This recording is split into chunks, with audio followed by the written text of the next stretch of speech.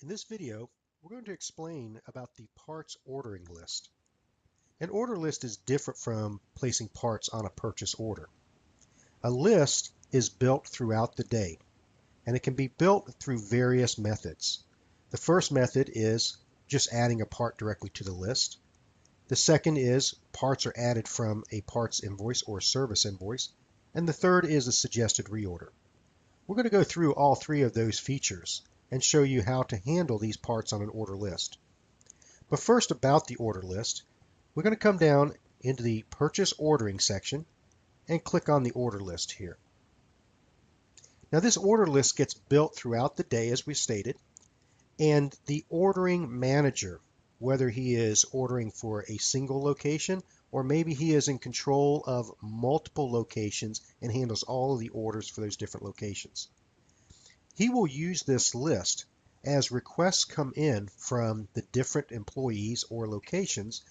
Items will start to appear on this list, and then he makes the determination as to which supplier he's going to order that part from. He can also set it up to where instead of ordering the parts from a supplier, he may want to transfer parts from one location to the next. So here's the order list, but we're going to close this out and go to an invoice. And you can see right now we have two parts on this order list. So we're going to open up a parts invoice here. And in this parts invoice, there are three parts on this invoice.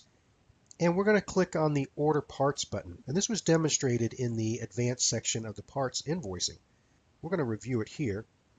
So we click on the Order Parts, and it shows us that we have a two-stroke engine oil that needs to be ordered. So depending on my security clearances, I can either place that directly on a purchase order and send that purchase order to the supplier. But in organizations where you have a specific person who is in charge of ordering, or possibly you don't want to do the order directly, you would say place on the order list. So if my security permissions are set, then I am not allowed to send an order directly to a supplier, this button would not be active for me. The only option that I would have available would be to click the Place on Order list. So this is going to go onto the order list, but it's not going to create the order. So I'm going to close this out. Let's go back to our order list. And now you can see we have three parts on the order list. And there's the part that I added through an invoice. The same thing would apply from a service ticket. If the parts manager were adding parts to a service ticket and realized that he's running low on something, or it was a special order part for this service ticket or for a customer, he could just click that button and say Place on Order list, and then come back later at the end of the day when he's ready to go through all of his orders, or the person in charge of placing these orders would come through all of the parts and then decide again who to order it from to be able to get it there fastest and at the best possible price. So let's go over the basic information that we have here on the parts order list.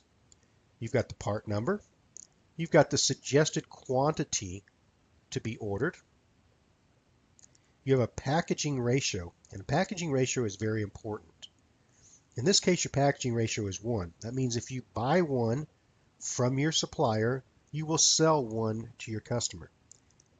There are times where you will buy a package of items and break that package open and sell them individually. And in that case, you will have a packaging ratio other than 1. For example, if you buy a certain part by the dozen, and there are 12 of them in the pack, at that point your packaging ratio would be 12. That means you're going to buy them in a pack of 12, but then you're going to separate them and sell them in eaches. If it were an item that came in a pack of 12, yet you always sold them as a pack of 12, then your packaging ratio would still be 1. So it's only going to be in those cases where you take a package with multiple items in it and you break them down and sell them individually. And that's where you get your packaging ratio from.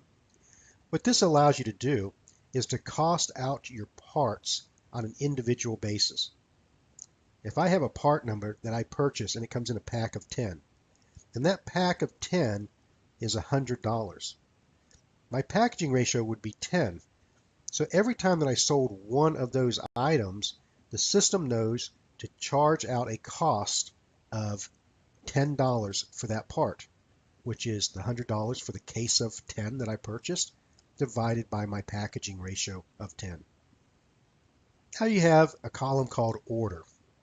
If I want to go ahead and create a purchase order right from this list, and I hit the button down here, create POs, it would create a purchase order to the companies that have parts that have been checked off.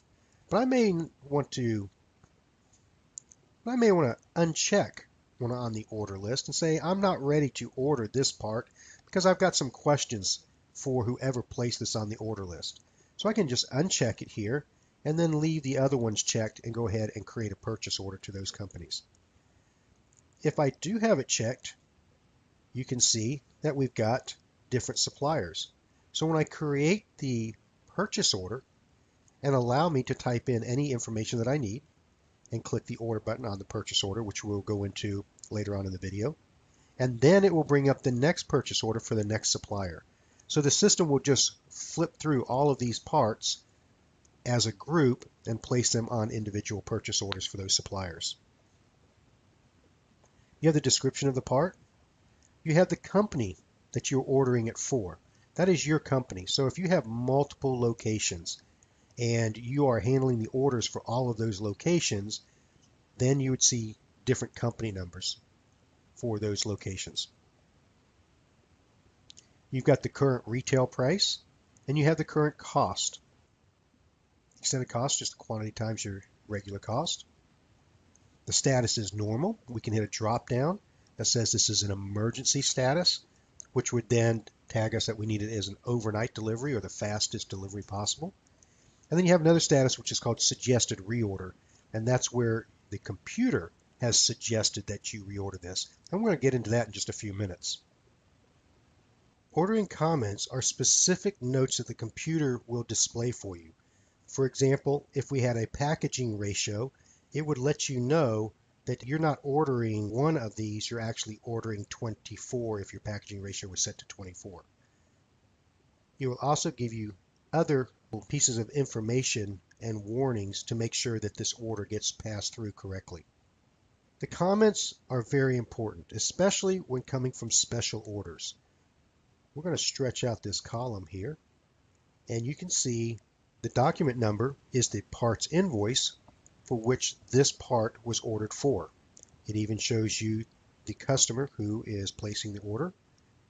And if I click in here, I can arrow key to the right or stretch the column out, and I can see which employee placed that part on order. So if I have a question about that part, I can quickly contact that employee and find out the information that I need to know. The next column is the Google product search.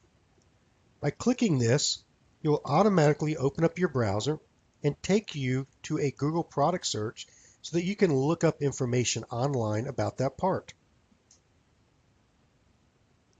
And then we have the info button. By clicking the info button, you get the information about the part itself. This is the detailed information, and we're going to go into this a little bit later on. But we're just wanting to show you that you can get directly to that part's information without having to leave your order list. Now, as you go through your order list and you highlight each one of the parts, you're going to get the information down here in the bottom, which shows your totals on hand, your total on order, and your total already allocated. Once we highlight one, we could actually change the part number. So if we look there and said, this is not the right part, we know what this person is wanting to order, we could change the part number here and order the correct one. We could also come down to a blank line and start to add a few more parts to our order. And in this case here, we will type in a quantity of 10. And if we wanted to change a quantity up here on one of these parts from a 1 to a 2, you could do that. So these fields are open for you to modify at your discretion.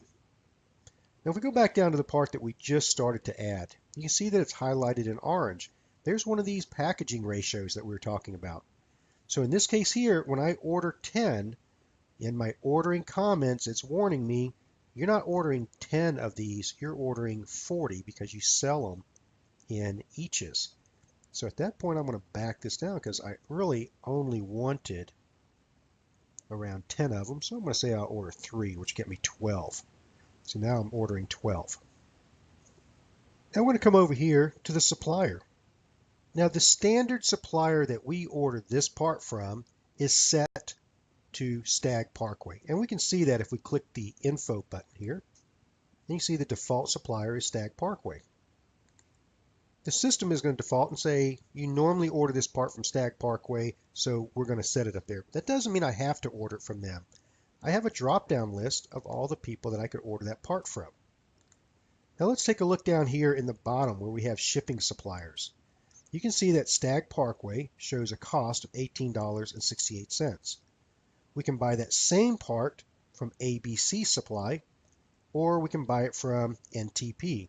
You see that NTP's price is $21.85, so I doubt that we're going to order it from NTP at this time. We can also see that the average days is approximately 4 days for us to get a part. So if we need that part before 4 days, we may want to come over here and change our status from a normal to an emergency order. And then when we get to the PO, we can actually say what type of delivery do we want. Do we want that overnight, or do we want it 2-day air, or so forth on it. And then it shows us the last ship that we have. We have supplier totals, which just shows us on each one of these suppliers what is the total cost of all the parts. So in this case here, we have Stagg Parkway that we're going to order $252 from. And you can see there's Stagg Parkway's number 13252. In the case of Yamaha, they've got a total of 126, which are these two parts added together. Your retail price and costs are coming from your parts inventory file. So you can see right here, there's our retail price, and there's our replacement cost, which is $21. To the right of this retail price and replacement cost are check boxes that says Price Book Update. A price book is an electronic catalog that your supplier will send to you, and the Infinity Part System will read that catalog and update the prices and costs of all of your parts for you, so that when you're going to do a reorder, you won't get any surprises. The price book says that this part is a $33 retail and a $21 cost. So when it comes in, your receiving ticket and the invoice assigned to it will show those costs. You will have a chance to override those costs either here on this ordering list, or on the PO, or on the receiving ticket if at any time that part changes in cost or retail price within that time. So if we know that Stagg has raised the retail price to $34, we can just change that. And the same thing with the cost, it might be $21.5, and we can change it here and override that.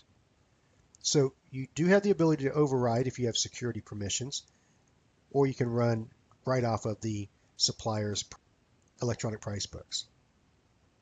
Now in this case here, we can type in our own comments as to why we are placing that order. Now, we're going to go ahead and close out this parts order list. And I'm going to say, yes, I want to save the changes. Then I want to come back to it. So I could go in and out of this throughout the day, and this order list will just keep getting longer and longer as more people order parts, or I add things to the parts ordering. I can build this list, and then at the end of the day, or when I decide, I can go through and start placing these orders. If I have something that's an emergency order, such as this one from NTP Distribution, we'll put that as an emergency. I can go ahead and uncheck these and leave only this one checked, and I can say create the PO, and that will create a purchase order, and if we're hooked up with electronic communications, automatically place that order to NTP for this one part. If there are 100 parts or more on this parts ordering list, and I needed to order that one part, it isn't real efficient for me to have to go through and unclick all of the other 99. So this is what you've got over here. You've got uncheck all, and then I would come back in and I would check the 1 or 2 parts that I would need to place an order for at this time. Once I place an order for them, they will drop off the order list. Then I can come back and I can click the check all, and it puts the check boxes all back on all the orders. Let's take a look at some of the buttons down here at the bottom. You've got the part search or add multiple parts. You've seen this demonstrated in the previous videos of the Parts Advanced Invoicing. But I can click find, and then I can start to search for certain parts. So if I have a part number, I click on the part number header field here, and I could type in a part number that I'm looking for. Or I can slide down and find the part numbers. And let's say that I want this relay right here. I can double click it, or I can highlight it and hit select. And they start to put these parts down here in this bottom box for me. If I want to remove a part, I highlight it in the bottom box and click the remove button.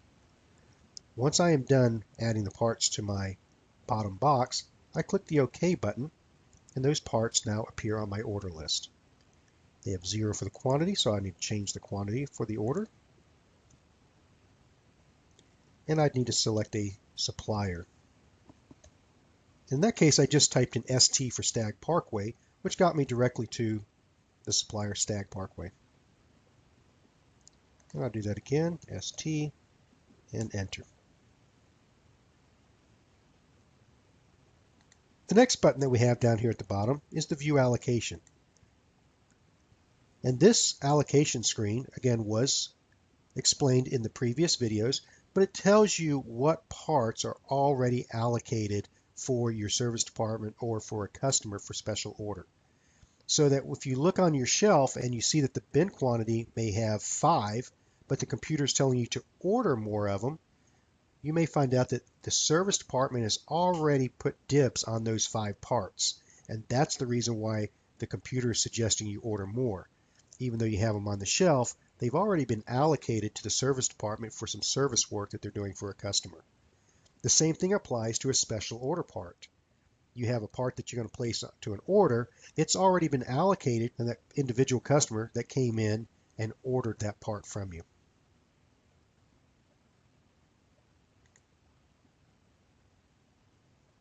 Let's get down to the all-important suggested reorder. The computer has 2 types of suggested reorders. One is a basic min-max, and the other one is a sales history suggested reorder. Let's go into one of our parts here and take a look at it. On the right-hand side, you have a reorder method. If you hit the drop-down, you have 2 choices to select from, a simple min-max or a suggested reorder. If you choose simple min-max, then you'll have to enter your minimums and maximums over here in the min-max fields. But for an example, let's say the quantity on hand dropped down below the number 9. So once the computer sees that your on-hand total is below minimum, it's going to suggest the ordering quantity to get you back up to your maximum. So if our on-hand quantity dropped to 7, the computer would then suggest that you order 13 more to get you back up to your 20. The computer is also going to take into consideration, have you already ordered those? So if you drop down to 7 and you already have 3 placed on order to the supplier, then it's going to say, well, we suggest that you order an additional 10 items. It will also take into the fact that you may have 7 on hand, but you have 2 allocated to the service department. That really means that you only have 5 for sale.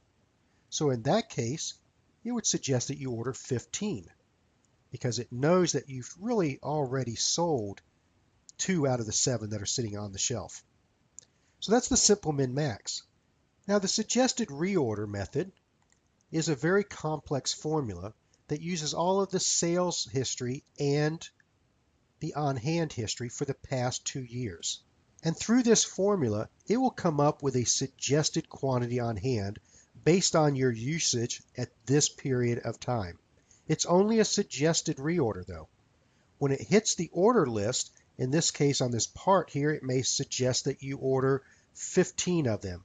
You will have the ability to override that because you may know of some extraordinary circumstances where you either need more or less than what the computer is. So keep in mind these are what we call suggested reorders, and the computer system is not just going to go out there and reorder those parts for you. So let's go ahead and click on the suggested reorder button. Now we have some options for doing this suggested reorder.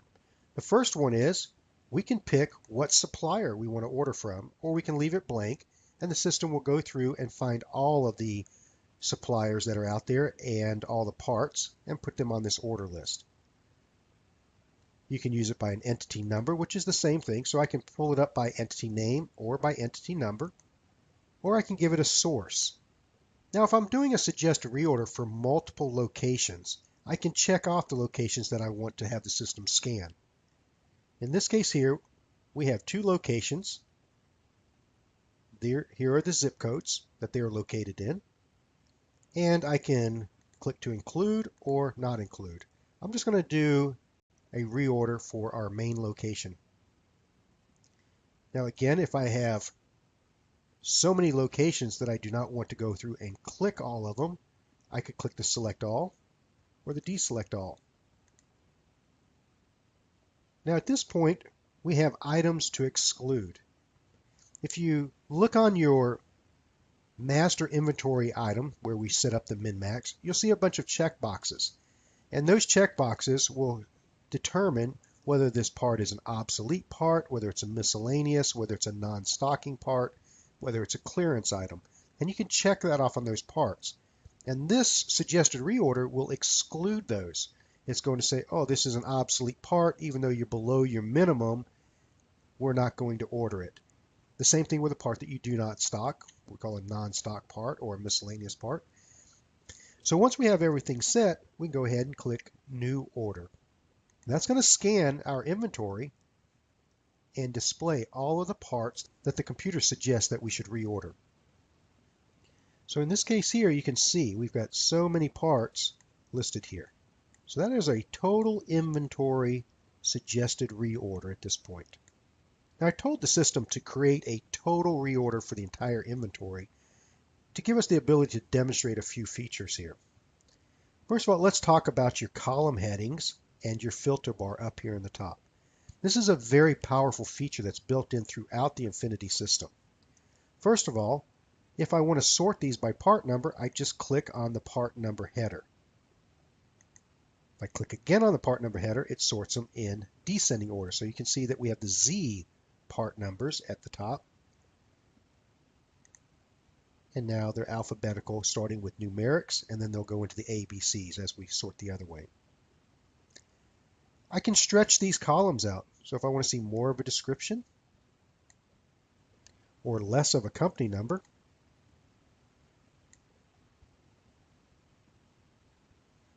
and then we get to the yellow filter bar. And this shows you the power of the Infinity system. If I want to drill down on certain parts, like a part number, I can type in 11, and the system drills down to every part number that starts with the number 11. If I click on the little A icon right here, it gives me some options. Let's say every part that contains 11. Now we've got a different listing here. See in this part here, 311. There's the 2 ones inside of the part number.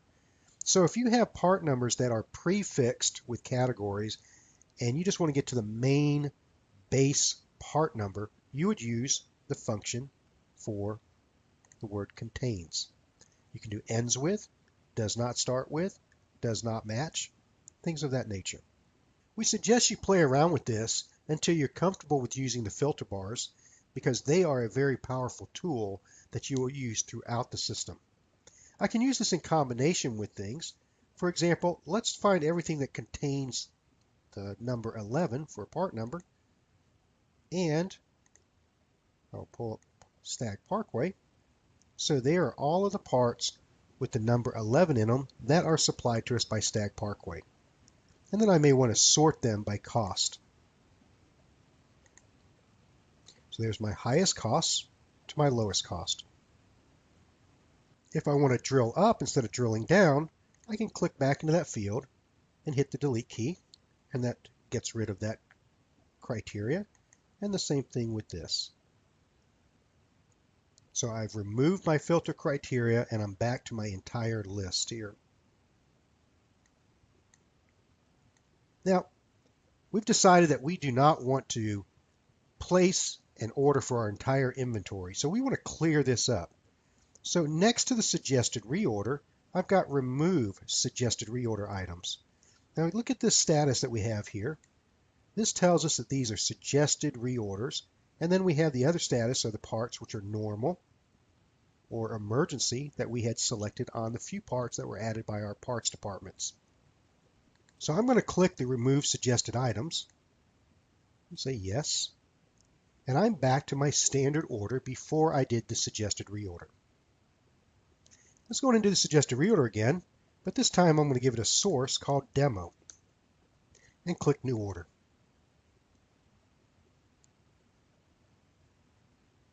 Now my suggested reorder is displayed with only items with the word demo in it. So if you look here, all of these suggested reorders have demo. The ones that do not come from my source demo were the ones that we had done by hand. At this time, I can start to say which parts that I want to order and the quantities and get this order list in shape to my specific needs. At this point, I'm going to hold off on ordering this rotor and a few other parts. Now, if I wanted to hold up an order for a certain supplier, I would sort by supplier, and then I just go uncheck all of their items. I can adjust the quantities.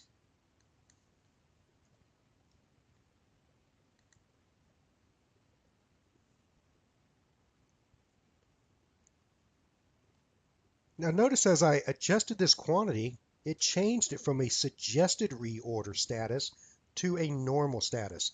The suggested reorder is to show you that this is what the computer actually says you should order. But once I change it and override the computer, it goes into a normal status. You can also see on this part, we've got a red exclamation mark. Drop your cursor on any one of these exclamation or information bullets, and it'll give you a little caption at the bottom. In fact, you can see here, it says you can order this part from another supplier at a lower cost. At that point, I would go and check out that supplier and find out which one is and whether or not it is beneficial for me to order that part from a different supplier. Once we have all of our quantities, costs, and prices set up on this to our liking, we can now come down here and decide what we want to do with these orders. The first one is we can say order from. For example, we've got parts here that are from different suppliers. And through your parts identifiers, you could have a part that is supplied to you by several different suppliers. And in that case, I could go through and click the order from, and then I would select who I want to order it from. And the system will run through and find everywhere we may have had a default supplier, such as NTP or Coast or ABC. And so, no, we're going to order those parts all from Stagg Parkway because we're going to do a bulk order to Stagg. So this feature here takes away the grunt work of going through and changing the supplier that you're going to order it from.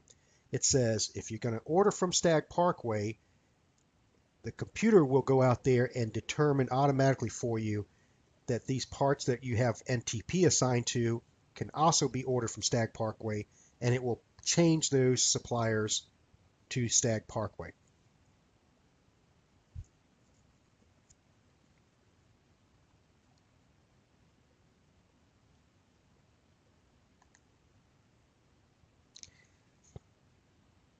The Order From button allows you,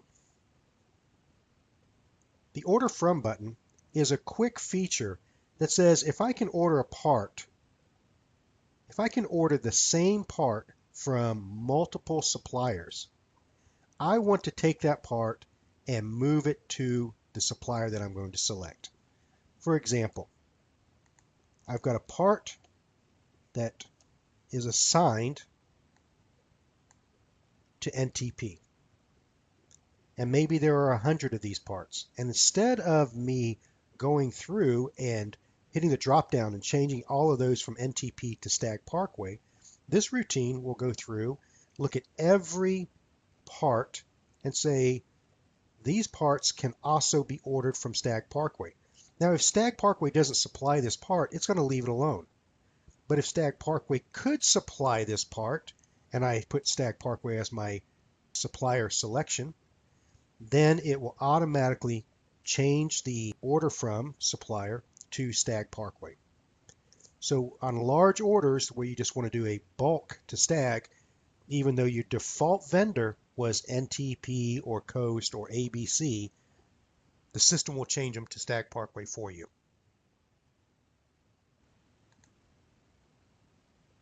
At this point, we're ready to do one of two things. Either transfer the inventory from another location or create the POs. If I click on the Create PO, it's going to go through each one of these suppliers and grab the parts and create a PO for each one that I have as checked off. In this case here, ABC has nothing checked off, so that supplier's PO will not be created. NTP will be created with just one part, and Stagg Parkway will be created with all of these, and Yamaha with these next two parts. The system will pop the first one up. I will take a look at the items, and I will click the Order button. To learn more about purchase orders and receiving, please watch the purchase order and receiving video.